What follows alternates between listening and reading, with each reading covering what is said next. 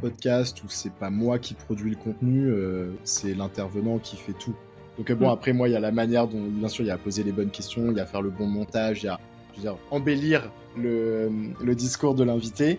Mais voilà, je pense qu'il faut vraiment voilà, avoir une vision un petit peu des intervenants que tu invites. Parce que ça faisait un moment que j'avais en tête une idée autour de la création de contenu, autour de la data, et puis c'est marrant, mais il y a juste un moment donné, je sais pas pourquoi, ça s'est joué vraiment d'une mission à l'autre. J'ai senti, ça y est, j'ai un peu suffisamment bouclé la boucle, j'ai vu assez de choses, et j'étais assez serein pour me retrouver en face d'un head of data. Et c'est déjà arrivé aussi qu'un head of data arrive à faire des recrutements grâce à DataGen, genre quelqu'un qui a contact, nous dit ouais, je t'ai entendu sur DataGen, j'ai entendu que vous recrutiez, parce que parfois ils en parlent, je leur dis bah bien sûr, profitez de ce moment aussi pour partager vos besoins, et qu'ils arrivent du coup à recruter un top candidat, alors que c'est super dur sur ce marché. La stratégie, c'était de se dire, si chaque invité fait un post petit à petit, genre je dis n'importe quoi, si un post fait 1000 vues et que sur les 1000, il y en a, je sais pas, 20% qui écoutent, et que sur les 20%, il y en a 10% qui aiment et qui réécoutent après, bah petit à petit, ça va grossir. Donc c'est un peu ma strat en mode, ça prendra le temps que ça prendra, mais... Bonjour et bienvenue sur Data Academy, la chaîne qui se consacre à la fois aux formations et success story data.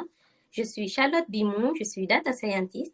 Avec Émilie, mon amie et mon associée, nous avons décidé de mettre en avant les hommes et les femmes qui évoluent dans la sphère de la data à travers notre chaîne de podcast. Donc, il s'agit d'une expérience immersive avec des experts du domaine de la data. Émilie, je te laisse te présenter. Merci Charlotte. Bonjour, du coup je suis Émilie Brenda, data ingénieure de formation. Donc aujourd'hui on a le plaisir de recevoir Robin qui est à l'origine du podcast très célèbre DataGen. Donc bonjour Robin et merci d'être présent pour cet épisode du podcast. Bonjour Émilie, hello Charlotte, bah, je suis ravi d'être sur le podcast et de faire ça avec vous. Super. Alors Robin, est-ce que tu peux déjà te présenter brièvement pour les personnes qui te découvrent dans cet épisode? Ouais, bien sûr. Bah donc moi c'est Robin Conquet. Actuellement, j'anime un podcast, comme vous l'avez dit, qui s'appelle DataGen. Le concept est assez simple. Ma tagline c'est découvre les stratégies data des plus belles boîtes. Initialement avec un gros focus sur des boîtes modernes, on va dire, que j'appelle parfois un peu nos GAFA à nous, donc des Blablacar, Doctolib, etc. Des boîtes un peu du digital.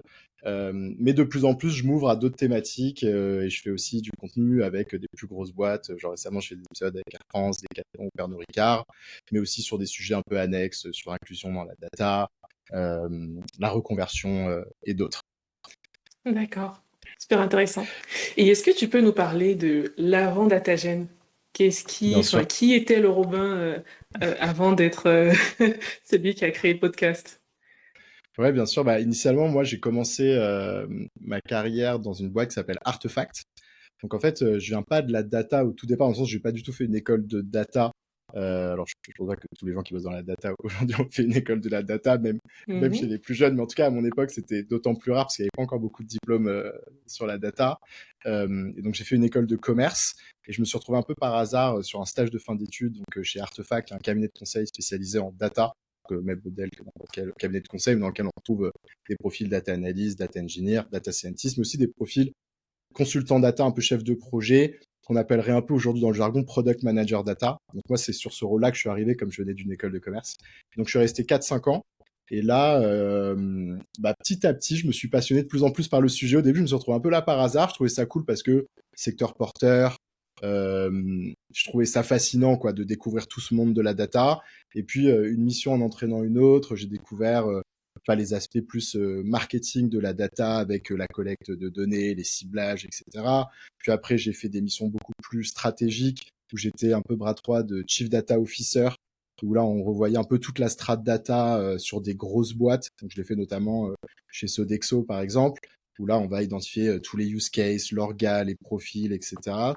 Très intéressant. Et puis petit à petit, je me suis spécialisé plutôt sur un profil product manager data sur des sujets d'engineering. Et ça, c'est ce qui m'a le plus plu finalement, d'être au contact des équipes data engineer, data analyst pour vraiment, entre guillemets, développer des solutions. Mais toujours moi avec cette casquette plutôt PM data. Donc, tu vois, je pipote quelques lignes de SQL, mais c'est pas vraiment mon expertise, quoi. Mais c'est En pas... fait, moi, je voulais dire déjà que je trouve l'idée DataGen assez géniale.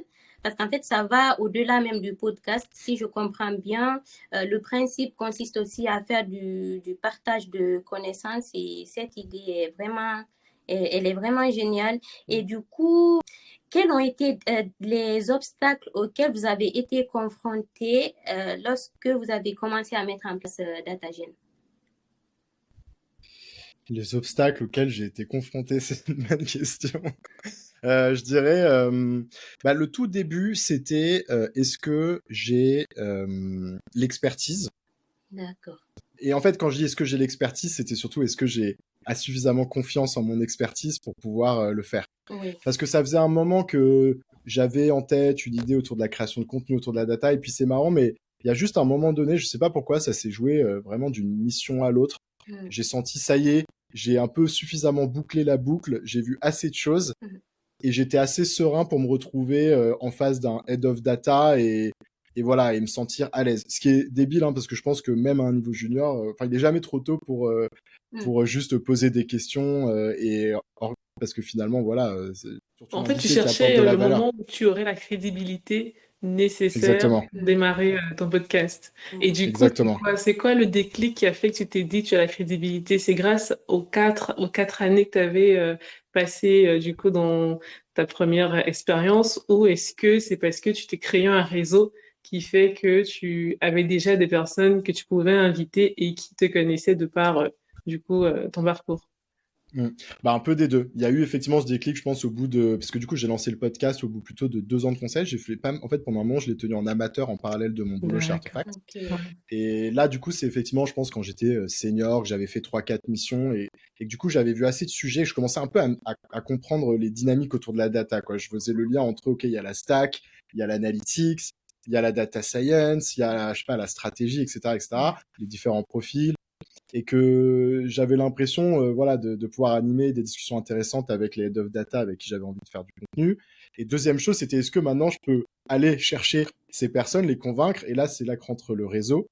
Et donc là, effectivement, j'ai eu la chance du coup de faire mes armes dans un cabinet de conseil spécialisé sur la data où donc, tous les gens que je connaissais, enfin pas tous, il y avait aussi des potes d'école, etc. Mais beaucoup de gens que j'avais rencontrés du coup sur ces premières années de carrière sont des gens en fait qui font la data. Et donc dans ceux qui étaient un peu plus âgés, on avait déjà certains qui étaient passés sur des postes de head of data dans des startups. Donc, effectivement, moi, le concept de départ, comme je disais au début, c'était vraiment découvrir les stratégies data en startup. C'était encore plus niche.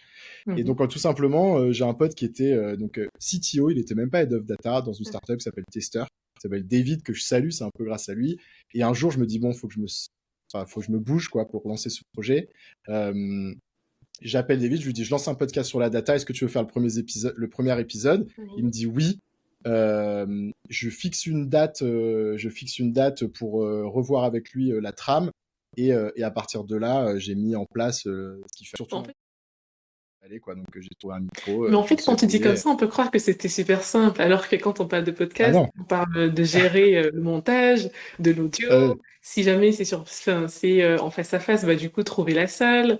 Euh, Il y a tout un enchaînement derrière en fait. Comment tu t'y es pris du coup pour ce premier épisode?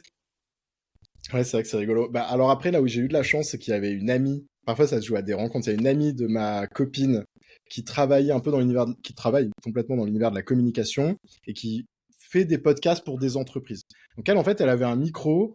Elle savait qu'il fallait utiliser un agrégateur pour faire le podcast. Enfin voilà, elle connaissait les éléments clés. Et Mhm. donc, au moment où j'ai voulu faire le premier épisode, j'avais juste ça en tête. Et donc, elle m'a dit, voilà, tu peux acheter ce micro-là.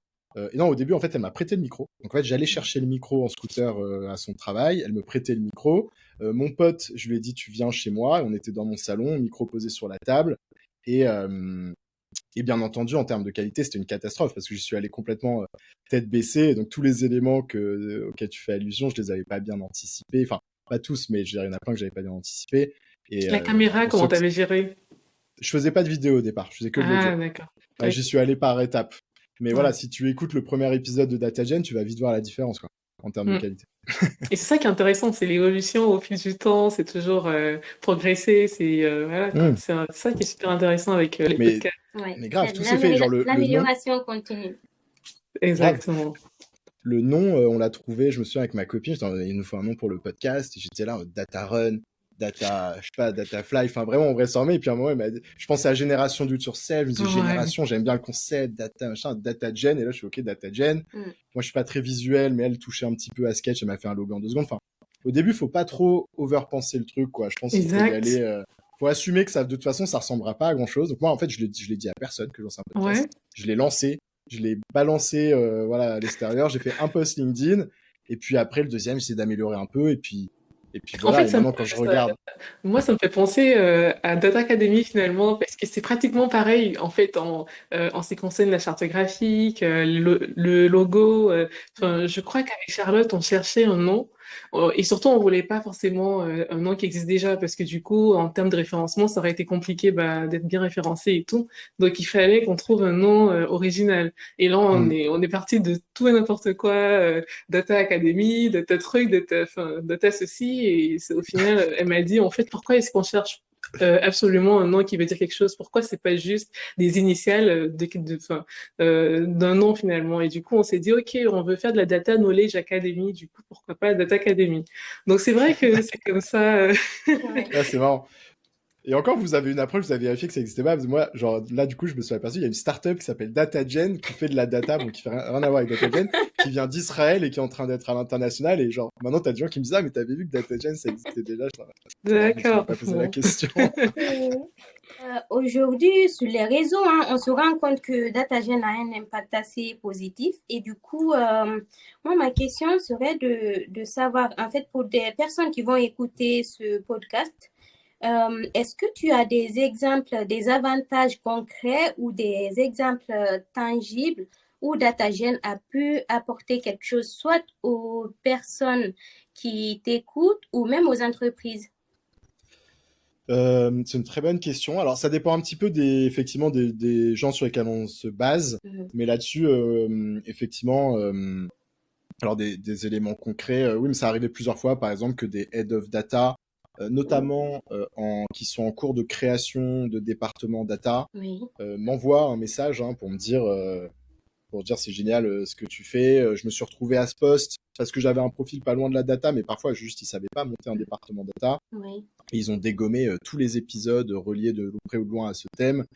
Et donc, après, dans quelle mesure c'est grâce à DataGen qu'ils ont réussi leur taf, ça, j'en sais rien. Mais le simple fait d'avoir pu participer à certains déblocages, à certaines prises de décision, ou parfois, ça crée des relations. Ils m'ont dit, grâce à cet épisode, je me suis rendu compte que cette personne est super accessible. Je lui ai envoyé un message, j'ai pris un café avec elle, du coup, maintenant, elle me mentor, enfin, des choses comme ça. Donc ça, moi, je trouve ça hyper gratifiant.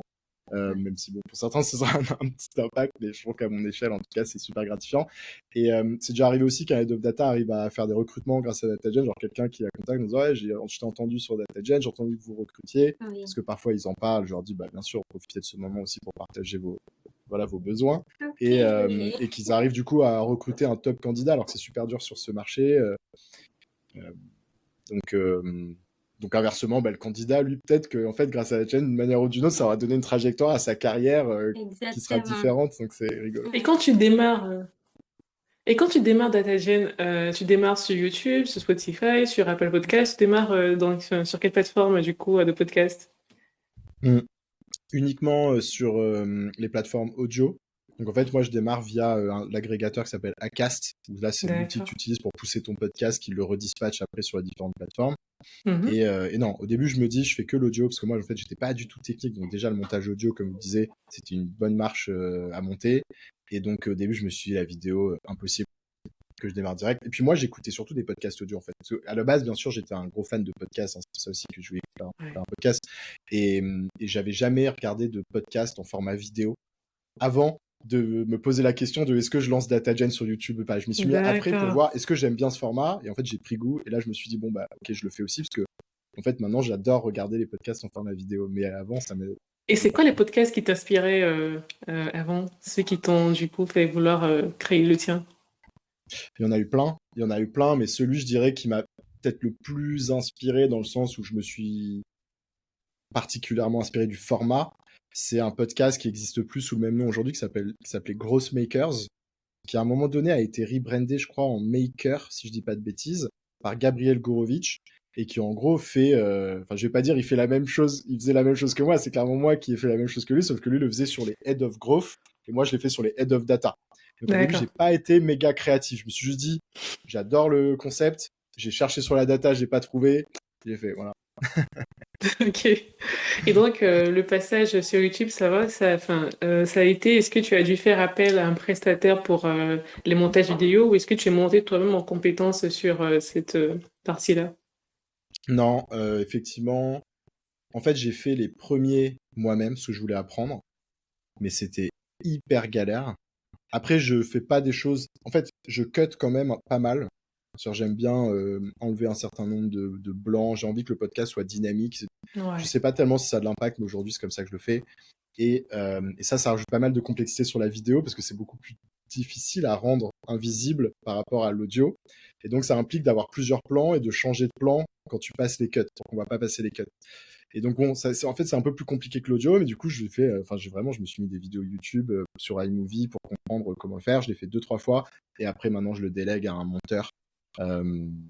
un monteur parce que j'ai juste pas. Enfin, en revanche, c'est trop long, quoi. C'est trop long à Ouais, faire, je et du coup, comprends. je pense que ce serait démotivant sur la longue si j'essayais de le faire. Surtout que là, je suis en train d'essayer de passer à 2 épisodes par semaine, donc mon but, c'est plus de me libérer du temps plutôt que de voilà, Ouais. de passer Ben, de c'est nombreux épisodes. les 20% qui produisent les 80% en fait, et pas forcément t'attarder sur les 80% des charges qui vont juste produire les 20% de Hmm. résultats. Et, et du coup, Robin, pour toi aujourd'hui, si tu avais à te projeter soit sur le court terme ou le long terme, quel serait pour toi l'avenir de DataGen? Qu'est-ce que tu prévois pour les prochains mois, les prochaines années? Mais ça, c'est vachement marrant parce que au final, ça change beaucoup. La Mhm. vision de Data Anel a beaucoup changé parce qu'au tout début, quand je l'ai lancé, j'avais pas de vision. C'était vraiment, j'ai envie de faire un side project, j'ai envie d'avoir un truc au-delà de mon boulot. Mhm. Et j'ai envie que ce soit utile professionnellement, mais j'avais pas une vision claire. Je m'étais juste dit, ce sera jamais une mauvaise idée d'aller rencontrer tous les head of data de France, quoi, vu que je bosse dans la data. Mhm. Mais je savais pas trop comment ça allait me servir. Et après, au moment où je me suis lancé à temps plein, je me suis dit, bon, en fait, je pense qu'il y a un axe business autour de ce projet, parce que bah, l'audience commençait à monter. Et l'axe que j'avais identifié, c'était de faire quelque chose autour du recrutement. Et donc, je pensais faire quelque chose au début autour du recrutement de CDI. Mais finalement, j'ai changé d'avis parce que j'ai essayé à un moment donné, ça m'a pas plu en termes de business. Je pense que je l'ai pas fait de la bonne manière. Oui. Et puis, la conjoncture a un petit peu shifté. Et donc j'ai mis ça de côté. Et là, sur la dernière année, je me suis dit, bon, je me concentre uniquement sur des partenariats de sponsoring. Et donc D'accord. l'idée, c'est continuer à produire du contenu à fond en élargissant au maximum la ligne éditoriale, enfin au maximum, c'est en restant spécialiste, hein, mais en Mhm. élargissant. C'est-à-dire que l'idée, c'était de commencer à couvrir aussi des grosses boîtes, comme je vous disais, de faire des formats sur de la reconversion. Donc il y a aussi des histoires de reconversion, de profils qui ont réussi à se reconvertir dans la data. Il y a aussi des formats un peu avec des masterclass, avec des experts. Enfin voilà, c'est de devenir un peu diversifier les formats, accélérer la cadence en passant à 2 jours par semaine, et élargir aussi les canaux Les avec le profils. lancement de YouTube, etc. D'accord. Le lancement d'une newsletter. Et donc ça, c'était mon gros focus de cette année. Et après, sur le long terme, du coup, j'ai pas forcément une vision super claire, mais ce qui est sûr, c'est que l'idée, c'est de continuer effectivement à créer du contenu, parce que ça, j'adore. Ouais. Mais là, il y a un projet qui m'intéressait depuis un moment, sur lequel je travaille depuis 3 mois, c'est de lancer un collectif de freelance data. Et donc, en Ah, fait, moi, j'adore créer du contenu, mais j'avais quand même, au final, pendant 5 ans, j'étais beaucoup plus opérationnel sur les projets data, et ça me manquait un petit peu d'être un peu plus proche de problématiques et de brainstormer sur les problématiques, d'être un peu plus proche du concret. Et en fait, j'ai eu plusieurs fois des leaders dans des boîtes, data ou pas data d'ailleurs, qui me demandaient un peu des conseils sur, je sais pas moi, des technos, qui me disaient est-ce que tu connais quelqu'un qui saurait m'aider sur tel et tel sujet. Ouais. mhm. Et donc je me suis dit comment je peux penser à un modèle où je vais pouvoir un petit peu plus travailler sur ces problématiques-là, mais tout moi finalement en continuant à dédier 80-90% de mon temps sur le contenu. Et donc l'idée c'est de lancer un collectif de top freelance data. Oui. Et donc c'est de venir leverager DataGen pour fédérer une communauté finalement autour de, de top freelance issus de belles boîtes, de scale-up, de licorne, de boîtes de conseil. Et je m'associe avec en fait un profil freelance, Mathieu, freelance depuis 5 ans. Et donc voilà, l'objectif en fait, c'est de venir accompagner des boîtes sur des missions data, lancement de département, mise en place d'outils, etc. Leur trouver des top profils en fait super vite grâce à la communauté DataGen et les accompagner un peu plus comme le ferait un cabinet de conseil, mais tout en gardant la flexibilité du freelancing. Donc, ce ça, c'est serait le gros vraiment la projet du moment. liaison. Et tu serais comme une boîte de portage, quoi. Tu relierais les entreprises au freelancing. Au freelance, ok. Ouais, d'un point de vue modèle pur, tu peux le voir comme ça, ouais, tout à fait. D'accord. Moi, je trouve l'idée assez intéressante. Il y a un peu, enfin, il y a de cela quelques moments, Émilie en parlait justement. L'idée est intéressante dans le sens où aujourd'hui, même quand tu es freelance, parfois tu es quand même obligé de passer par des ESN. Et donc, il y a toujours cet intermédiaire, mais avec des projets de ce type-là, avec ce type de réseau, déjà, il peut y avoir des communications directes. En tout cas, je trouve que l'idée est géniale. Et moi, je voulais savoir, c'est vrai que tu as parlé du coup du fait que tu étais encore en entreprise quand tu as lancé DataGen. Mais du coup, qu'est-ce qui s'est passé? Est-ce que tu as quitté ton emploi pour te consacrer à 100% à ta passion, ou est-ce que tu as continué du coup à gérer les deux? En gros, j'ai géré les deux pendant un peu plus d'un an et demi. Donc en gros, pendant un an et demi, j'étais manager chez Artepack, j'étais encore en mission, en l'occurrence chez LVMH. Et en parallèle, je faisais le podcast. Donc après, j'avais pas le même rythme, c'était plus amateur. À l'époque, il n'y avait pas de newsletter, je publiais moins sur LinkedIn, enfin, c'était pas du tout la même charge. Mais du coup, ouais, c'était clairement un investissement aussi un peu long terme, parce que je savais qu'à un moment donné, je voulais faire le pas de l'entrepreneuriat. Mais comme je disais au début, je savais pas trop si c'était ce projet-là qui allait devenir mon projet entrepreneurial ou s'il allait juste m'aider à trouver mon projet entrepreneurial d'une manière ou d'une autre. Et donc, je le faisais pendant un an et demi, ouais, plutôt le soir et le week-end. Enfin, pas tous les soirs, tous les week-ends, hein, mais grosso modo, ouais, ça prenait une petite demi-journée le week-end et parfois une soirée dans la semaine, des choses comme ça. Et en fait, chez Artefact, il y avait un programme un peu d'entrepreneuriat à l'époque, je sais pas si ça existe toujours, qui te permettait, si tu avais un projet, si tu étais dans la boîte depuis assez longtemps, que tu avais eu assez d'impact, que tu avais un projet pertinent, etc., que Artefact t'accompagne vers le lancement de ta startup. D'accord, donc c'est comme ça que du coup tu as démissionné et tu t'es fait accompagner par ton entreprise jusqu'à l'entrepreneuriat. Et donc au Exactement. démarrage, est-ce que tu as réussi à te verser un salaire grâce à ça? Non, en fait, c'était une manière un petit peu fine de dire que tout simplement, si tu arrivais à convaincre la boîte dans le cadre de ce programme d'entrepreneuriat, tu pouvais choper une rupture conventionnelle. Et donc, en fait, si tu veux, après, ça m'a permis de tirer le trait là sur cette première année pour démarrer mon projet, quoi. Parce que si j'avais pas eu le chômage sur cette première année, j'aurais dû jouer les choses complètement différemment, quoi. Je pense que j'aurais trouvé un autre setup, je me serais mis sûrement en freelance, j'aurais dû bosser encore plus le week-end, même si je bosse déjà un peu bien de temps en temps, mais, mais voilà. Là, ça m'a permis vraiment d'être très focus et de me dire, bon, ok, je prends cette opportunité, j'ai de la chance, je peux me retrouver dans cette situation-là. Et après, le but, c'est le plus vite possible d'être complètement indépendant financièrement, ce qui là est en train de se passer. A priori, sur l'année 2, je suis indépendant financièrement. Mais ouais, ça m'a demandé une année quand même de marche, quoi. D'accord. Aujourd'hui, est-ce que tu es seul avec DataGen? Est-ce que tu es seul ou tu t'es fait une petite équipe? Alors, je suis tout seul, on va dire, à être à temps plein. Mais effectivement, je commence à m'entourer. Donc, la première personne, j'en ai parlé un peu plus tôt, mais c'est ma copine qui subit, entre guillemets, le projet parce que, genre, c'est un peu H24. Et donc, comme je le disais, en fait, c'est elle qui a finalement trouvé le nom, qui m'a aidé à faire le logo, qui m'a aidé sur toute la charte graphique. Bon, même si c'est pas une boîte B2C de produits, mais voilà, les couleurs, etc. Moi, c'était un domaine sur lequel j'étais pas très bon. Qui m'aide à écrire mes posts, à écrire ma newsletter, à valider la qualité de ce que je fais. Enfin, parce qu'au bout d'un moment, on a la tête dans le guidon, c'est difficile tout seul de se rendre compte de ce qu'on fait. Elle reçoit un salaire pour ça ou c'est vraiment... Pas encore, c'est un investissement sur l'avenir.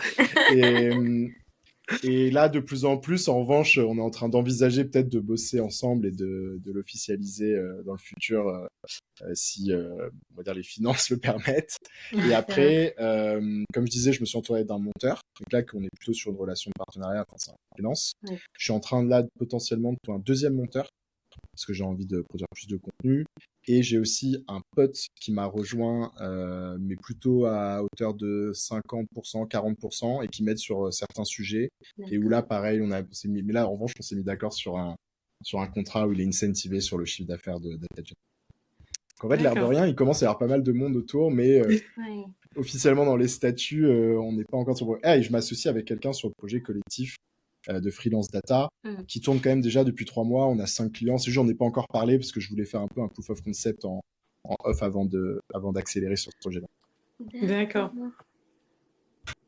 Et donc, l'idée, c'est de savoir, DataGen, qui était avant sur des plateformes de podcast audio, aujourd'hui, si je ne me trompe pas, elle est passée dans les 10, le top 10 des podcasts tech. Du coup, je voudrais savoir comment tu as fait du coup pour obtenir ce rang-là. Est-ce que Mhm. c'est grâce au fait que voilà, tu postais tout le temps, voilà, tu étais très présent pour ce projet, ou est-ce que finalement c'est grâce aussi aux différentes personnes que tu interviewais, c'est grâce au réseau que tu t'es constitué, c'est grâce au fait que tu es passé sur YouTube, sur LinkedIn et que tu as fait plus de communication. Enfin, qu'est-ce qui a permis du coup de t'élever aussi haut dans le top 10 enfin, des podcasts tech? Bah, je pense qu'effectivement, il y a plusieurs choses. La première chose, c'est ce que tu dis, c'est la qualité des intervenants. Parce que finalement, sur un podcast où c'est pas moi qui produis le contenu, c'est l'intervenant qui fait tout. Donc bon, Mm. après moi, il y a la manière dont, bien sûr, il y a à poser les bonnes questions, il y a à faire le bon montage, il y a, je veux dire, embellir le discours de l'invité. Mais voilà, je pense qu'il faut vraiment voilà, avoir une vision un petit peu des intervenants que tu invites et de est-ce qu'ils vont tu vas réussir à créer un contenu avec eux qui va être pertinent pour une audience. Donc ça s'est fait par Exact. tâtonnement, hein. C'était pas forcément gagné dès le départ, mais petit à petit, ça s'est mis en place. Et donc le fait à répétition de faire venir des intervenants. Et après, j'ai l'impression d'avoir eu un peu de chance aussi sur le créneau sur lequel je suis tombé. Donc en fait, j'ai fait beaucoup d'épisodes sur des challenges de création de départements data ou d'équipes data ou de mise en place d'un certain nombre d'outils data qui concernaient une audience finalement plus large que ce que je pensais. Parce qu'au début, je me disais, bon, bah, peut-être je vais juste faire ça pour m'amuser, il n'y a jamais personne qui écoutera. Puis en fait, si, il y a quand même suffisamment de gens qui avaient ce point de douleur-là, enfin, qui avaient ce challenge en entreprise et qui apparemment avaient du mal à trouver un contenu pour les aider là-dessus. Et donc, bah, voilà, il y a eu un peu cette pénétration de marché, entre guillemets. Donc, je dirais aussi, voilà, un peu de chance là-dessus. Bon endroit, bon moment, bon sujet et bonne audience.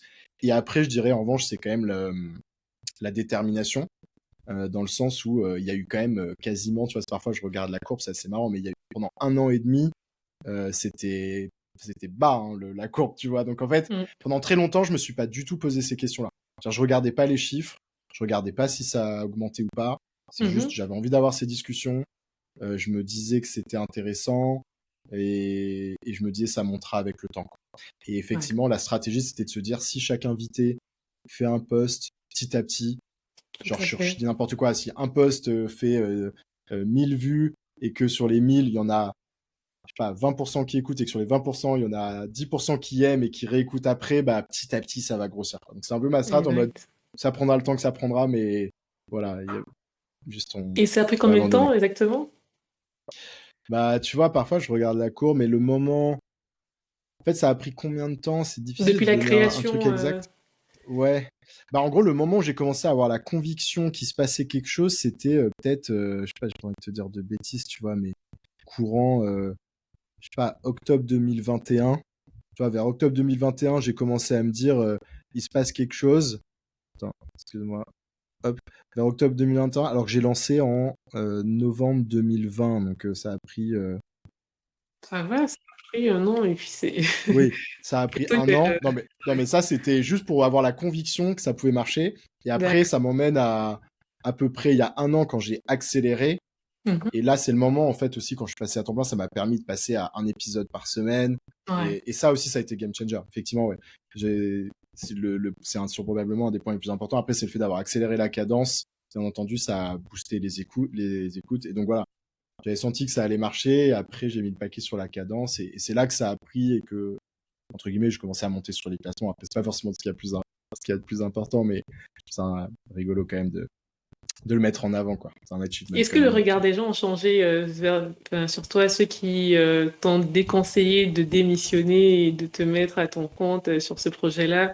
Est-ce que le regard a changé ou bien est-ce que finalement tu n'avais personne qui n'a pas cru en toi et que plutôt tout le monde sentait que c'était une bonne niche sur laquelle il fallait se lancer?